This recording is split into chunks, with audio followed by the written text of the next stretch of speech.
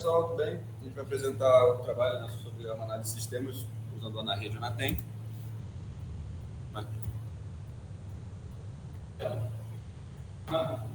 Esse é o nosso grupo.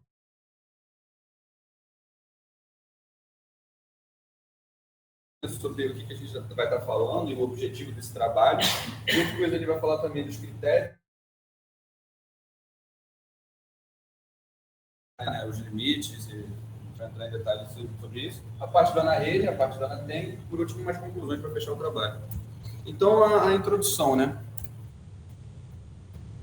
A parte de fluxo de potência, né, que vai ser estudada, como o Renan já falou, né, a parte estática a gente vai ver na parte da Anarede e a parte dinâmica a gente vai ver na parte da Anatem. Mas, enfim, o fluxo de potência, né, só dando aquela geral que a gente já conhece, a direção e magnitude do fluxo, né, da onde vai para onde, aquela questão de gerar e a carga está em algum lugar, e você ter esse remanejamento de por onde vai passar o fluxo. Ele é influenciado por diversos fatores, né, por características da linha, pela carga.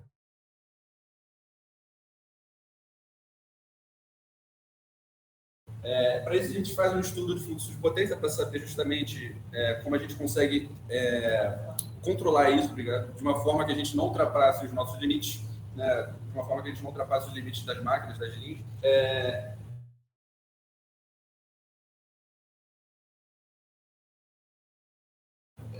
Mantém a confiabilidade. Então, por isso é essencial para a confiabilidade e segurança do sistema como um todo. Essa parte de controle dos limites é justamente um trabalho que a gente já apresentou sobre isso, né, que é as formas de controlar o fluxo e os limites que existem nesse fluxo. Né? Então, a gente vai ter que respeitar isso.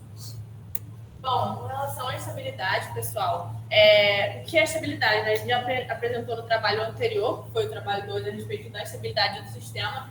E a estabilidade é a capacidade que o sistema tem de retornar ao ponto de equilíbrio ou de encontrar até um novo ponto para a operação após a ocorrência de um evento, seja um curto-circuito, seja a saída de um gerador, seja a saída de uma linha, e assim vai.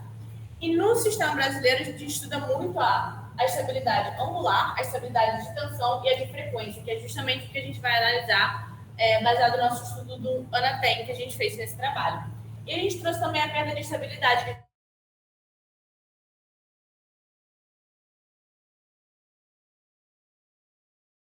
uma análisezinha do Anatem, no qual a gente foi testando até ver qual seria o tempo crítico de falta para ter a perda da estabilidade. Então, seria o tempo aqui no qual a áreazinha 1 ficou maior do que a área 2, né? E a gente conseguiu analisar exatamente qual seria esse pontinho ali no qual teve essa quebra de estabilidade.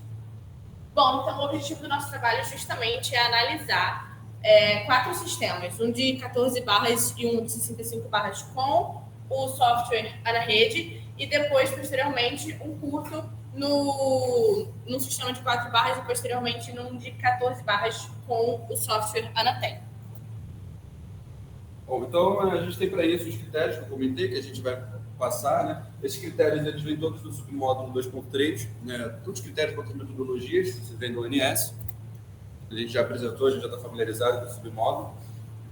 Então, aqui na parte, né, do fluxo de potência, que eu vou estar usando ali no Anarede, a gente tem o que o Renan já comentou, que são os limites de potência, né, tanto em PU quanto em KV, tanto em condição normal quanto em condição, né, de contingência. Né? Aí aqui tem os itens, né, onde está presente no submódulo. Né? Então, o ONS ele diz que você tem que analisar o sistema em carga mínima, leve, média e pesada. Né? No caso aqui, a gente só vai fazer a carga leve, média e pesada. A mínima a gente está descartando, mas é mais leve do que a leve, digamos assim. Né? Esses tipos de carga, né? No nosso caso aqui, a gente estipulou uma porcentagem para a gente poder analisar, mas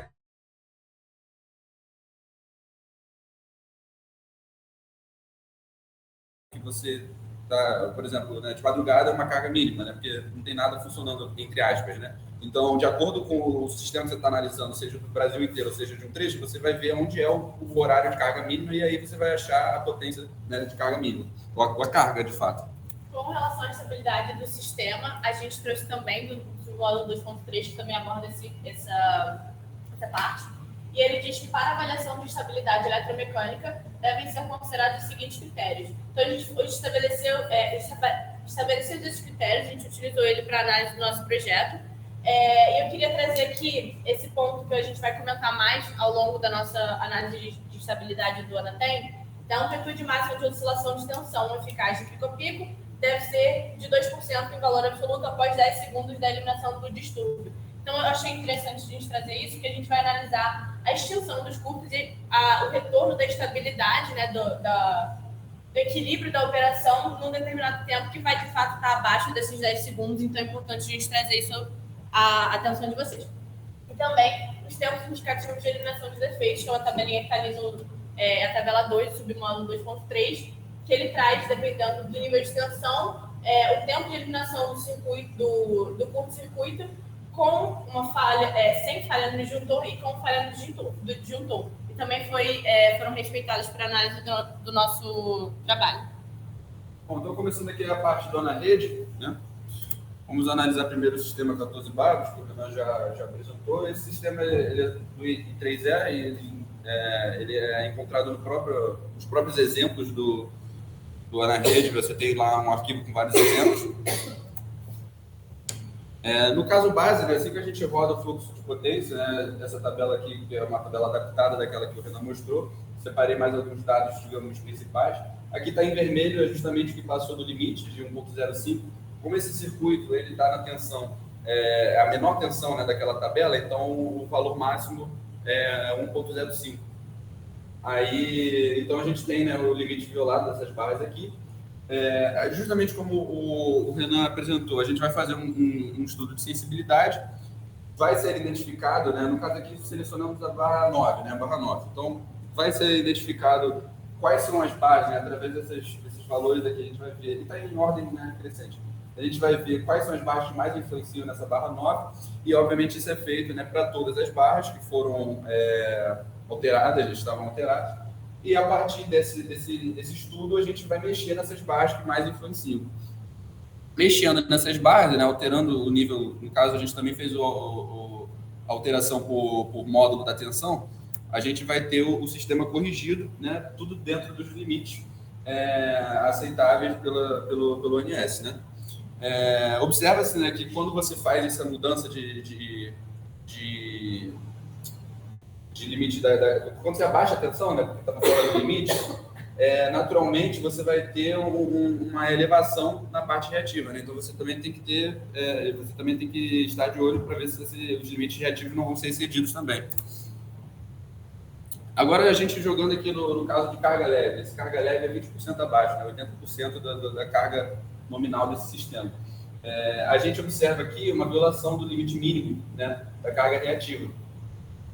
Justamente porque quando você tem uma carga leve, você vai ter uma queda de tensão, então você vai ter uma injeção maior de reativos, né, justamente para compensar isso. Entrando aqui na carga pesada, não teve nenhuma violação, nem de tensão nem de reativos. A carga pesada dessa vez é 20% acima, né, 120%. E na análise de contingência, né, a gente tem aqui a análise de geração de todas as barras. A gente observa aqui que as duas últimas nem tem violações, mas, como o Renan explicou, a gente tem o número de violações, ou seja, o número de barras que você vai ter vai sair do limite, né, ela não vai estar mais naquele limite pré-definido. Isso em operações em contingência, né, não é uma operação normal. E o índice de cedibilidade já aparece ele ali, né, como o Renan comentou, você tem as separações do índice leve, do índice mais grave, né? Então a gente tem definido aqui. E agora indo para a questão da barra do sistema de 65 barras, né? Esse STB 65 barras é um sistema de teste, é um sistema teste brasileiro. Ele na verdade é o sistema brasileiro, né? Eu quando fui analisando ele, fui vendo que tem o quê? Biúna, Marimbondo, Poço de Caldas, eu conheço essas cidades, então.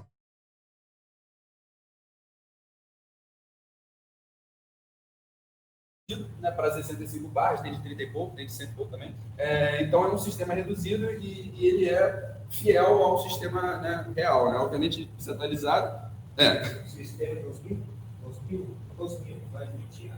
Sim, Muito. Eu vi, os estudos eram bem antigos. Então ele é bem desatualizado, mas ele já foi fiel. Em algum momento já foi fiel. Aqui a gente tem, né, parecido com o que o Renan mostrou, a gente tem um mapa geográfico, né, exatamente os pontos onde estão. Se a gente conseguir botar, por exemplo, naquele mapa WebMap da EPE, a gente consegue identificar mais ou menos o que é o quê. Aqui seria mais ou menos Ibiúna, né? Aí Ibiúna é onde entra o elo de corrente contínua, que não está contabilizado aqui, mas o elo de corrente contínua entraria aqui, né, que vem lá de Itaipu, o 600 kV de Itaipu.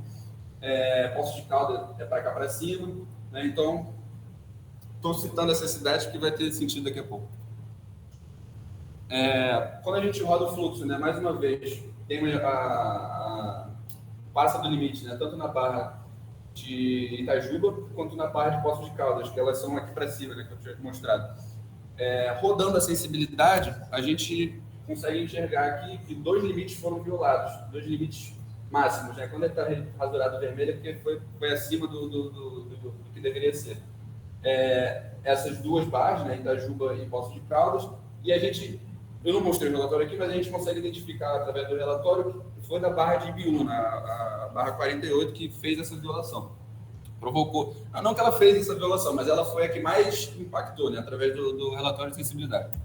Mexendo nela, a gente consegue voltar às situações normais, né, lembrando que, como são diversas tensões aqui, né, 500, 345, 138 e 330, então você vai ter vários limites diferentes, né, então, vamos lá. Bom, aqui nem tem no caso, mas, por exemplo, se tivesse 1.1 aqui, estaria acima do 1.05, mas 1.05 é para certas tensões, né, não é para todos. Então, né, o caso base corrigido, para dentro dos limites. Caso de carga leve, né, nesse caso, a gente fez com 10% abaixo, então um sistema mais robusto. E aí, ao invés de mostrar na tabela que eu não mostrei da outra, como é uma tabela muito grande, eu quis reduzir ela no diagrama e mostrar a violação na prática mesmo. A gente tem 2 barras violadas aqui, com o limite máximo excedido, né? Você pode ver que elas estão rachuradas aqui. É de Caldas Novas, acredito, e Caxias. No caso de carga pesada, a gente tem essas barras aqui violadas. Não está dando para enxergar muito bem, mas essa cor aqui é azul, ou seja, é limite mínimo, não é limite máximo. O azul é mínimo, o vermelho é máximo. Então, essas barras, se não me engano, foram 9 barras que foram violadas no total, mas são essas aqui que foram violadas no sistema de carga pesada, que dessa vez foi 5%, justamente por ser um sistema mais robusto. E na análise de contingências, a gente consegue ter ela aqui aparecendo, né, todos os dados, né, que aparecem aqui da barra de Ibiúna, né, assim como foi no caso do Renan, da barra de Ibiúna para outra barra de Ibiúna, você tem uma contingência maior, um índice de severidade maior, com maiores violações. Esse relatório ele vai mais lá embaixo, só que depois disso ficou 0, então não tem por que botar. E a Pardana tem. Com relação ao Anatem, como eu comentei, a gente tem 2 casos. O primeiro caso é um sistema de 4 barras, e aí eu vou mostrar. O primeiro caso que a gente simulou do sistema de 4 barras do Anatem foi um curto-circuito trifásico na barra 2. E aqui a análise dos casos. Eu vou passar mais rapidinho, porque o Renan já comentou muito sobre eles. E é basicamente a mesma situação que acontece, né? Aqui a gente percebe o curto acontecendo, a falta acontecendo. Tudo bem. Volta. A falta acontecendo e logo ela se estabiliza. E o que eu comentei no início da apresentação sobre a questão do tempo dos 10 segundos, se a gente observar aqui no gráfico, a gente consegue ver que foi bem antes dos 10 segundos. Então, aqui em torno de 8 segundos, ela já estabiliza bastante, então não corre aquele risco de estar 2% acima ou 2% abaixo da oscilação. Pode passar. E a gente vê que toda a frequência, quanto a potência real,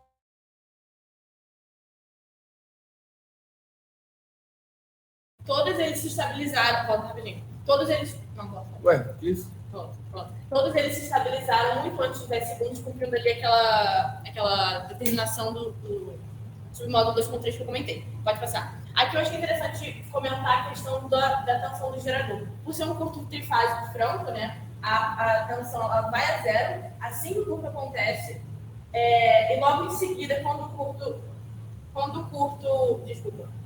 curto é mitigado, ela já retorna, dá umas osciladinhas e já volta ali a um PU, mostrando essa capacidade tranquila, né, de reestabilizar a tensão. Pode passar.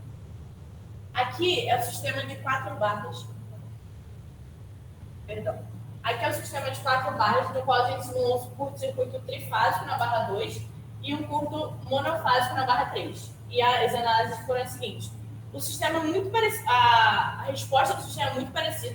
A gente consegue ver que dá uma engasgadinha, porque o curto trifásico ele é mitigado e logo em seguida vem o monofásico, impactando mais. Só que, de novo, ele está respeitando aqui os 10 segundos, ele está em torno de 6, 7, assim, ele está estabilizando para o ângulo de carga inicial. Mesma coisa na frequência, logo depois de uns 6 segundos em torno, ela já estabiliza, respeitando de novo os 10 segundos. Potência real, a mesma coisa. A gente consegue perceber que, comparado com o apenas curto trifásico franco, que dá umas engasgadas, né? Não faz uma estabilização tão suave igual apenas o curto trifásico. Tem um curto monofásico logo em seguida, então dá uma diferença. Mesma coisa, a potência reativa, ela fica mais esquisita do que a potência ativa, mas ela estabiliza depois suavemente. Aqui, a tensão no gerador fica muito nítido que entra um outro curto logo em seguida, porque é a tensão zero, mas aí, como é um curto monofásico, a tensão não vai a zero, mas ela abaixa um pouquinho, abaixa 40%, já estabiliza depois que os curtos são mitigados. Aqui, o sistema de 14 barras, a gente primeiro simulou, de novo, o curto trifásico na barra 2. E aqui a gente pode avaliar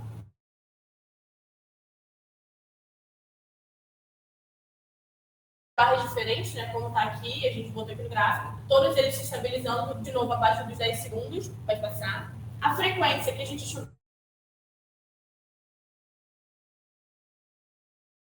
passa de 10 segundos, tá mais lá para frente. Então aqui ela vem todas elas juntas, elas sobem um pouquinho como se fosse quase que perder, né, a estabilidade, mas ela logo em seguida já atenua e volta ali para próximo de 60 Hz. Potência real está estabilizando legal.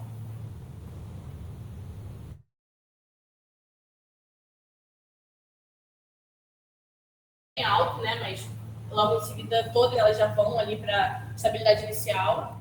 A tensão nos geradores, elas descem bastante, né, porque a gente está trabalhando com curto trifásico, então todas elas assim, vão quase a zero e depois elas se estabilizam. E aí depois a gente fez a simulação do curto-circuito trifásico, de novo aqui, mais um monofásico entre essas barras no meio da linha, e os resultados foram os seguintes. Mesma coisa, o ângulo de carga teve uma facilidade de estabilizar, justamente porque a gente seguiu assim, o determinado, né, pelo procedimento. Então, a tendência realmente era que ele tivesse essa estabilização e não que ele estourasse, como a gente vai mostrar mais para frente. A frequência, mais uma vez, ela deu uma de que queria perder, né, o sincronismo, perder a estabilidade, mas ela retornou logo em seguida. Potência real, assim como a potência reativa, também tiveram esse comportamento de um grande pico, mas logo em seguida estabilizaram. A tensão no gerador, igual o caso das 4 barras, como a gente aplicou um outro curto, depois que o trifásico já estava mitigado, tem uma queda na tensão, mas logo depois se estabiliza. E aqui que a gente fez a simulação da perda de estabilidade, né? Eu queria saber qual o tempo necessário de curto para que ela perdesse a estabilidade e não voltasse, não atenuasse de volta, né? Não voltasse para a estabilidade. Então aqui foi o primeiro que a gente simulou, e foi o que a gente usou durante o restante, né, do projeto. Logo em seguida, a gente simulou com 20 segundos. Se você voltar rapidinho, você consegue ver? Aí pode passar. Que o que muda realmente é o pico, né? O pico de oscilação do delta, ele vai alterando, vai aumentando, à medida que o curto vai mantendo, ele vai aumentando, mas o tempo dele extinguir, né, dele recuperar a estabilidade, ele está mantido, ele está ali em torno de 8, 7 mais ou menos, ele já está estabilizando. Depois a gente simulou com 21 segundos, aí eu fui fazendo de pouquinho em pouquinho para 0,1 segundos, 0,21 segundos, que eu fui estressando ele para ver quando que ele ia estourar, né? E aí que a gente consegue ver que a tensão subiu, estava de 120 para 137, mas de novo, aqui no 8 ele já está estabilizando, Pode passar mais um. Aí aqui, 0,219, e aí ele ainda tá, tipo, ele tá bem alto, foi até 150, mas ele ainda tá retomando. Aqui no 8 ele já retoma, basicamente. E aí sim acontece o momento que eu fui testando e que ele estourou de vez. Nesse 0,2195, ele não... Eu fui testando de pouquinho em pouquinho, eu fui botando 9,4, 9,45, 9,49 e 9,5 ele estourou. E aí foi aí que a gente viu que ele realmente perdeu a estabilidade. Vai passar. E então esse foi o tempo que a gente encontrou de limite, né? Pode passar.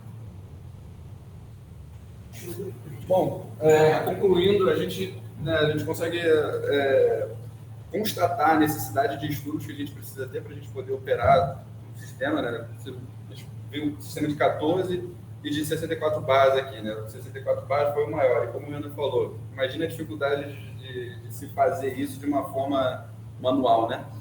Imaginando o sistema brasileiro, pô, tem muito mais de 1000 bases, então, né, vai ser necessário esse estudo para poder você ter um controle melhor e mais eficiente, né? E mais importante, mais confiável, né?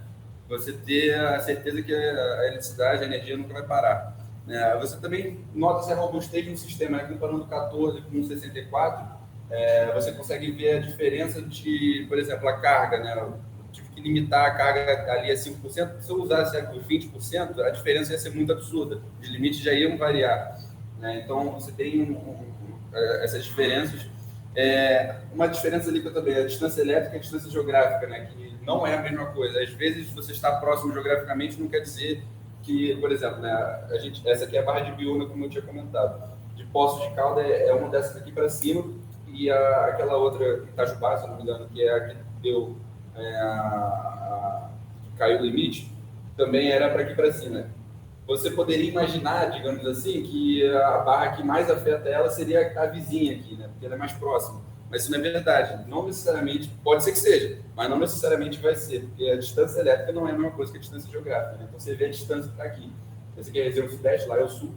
E parece pequeno, né? Mas isso aí é o Brasil, né? Então é uma grande distância. As nossas referências.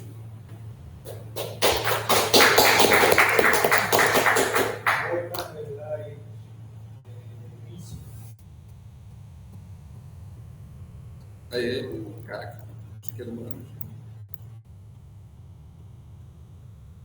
Não, Azul, né? Você é que está isso. baixo de nível de pressão, está fora do nível permitido. Isso. Vocês ajustaram esses? Não, hoje que a gente fez de carga pesada e carga leve não. Fazer o ajuste é aquele esquema, você vê qual bairro faz a acessibilidade, você vai ajustando, né?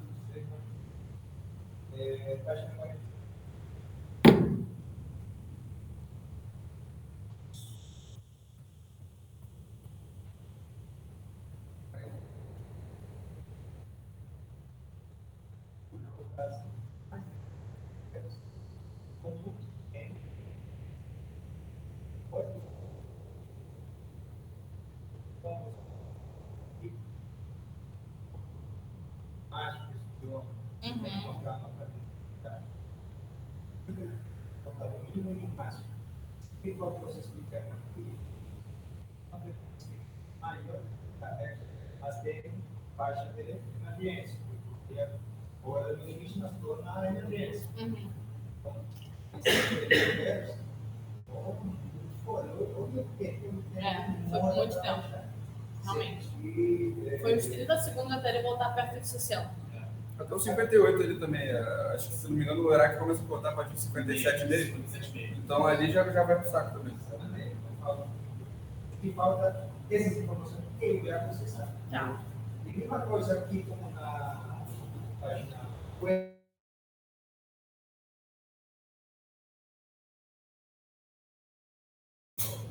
A parte de baixo ali já não cortaria, não. Em cima, não lembro, mas embaixo de baixo já está de boa. Obrigado. Obrigado, senhor.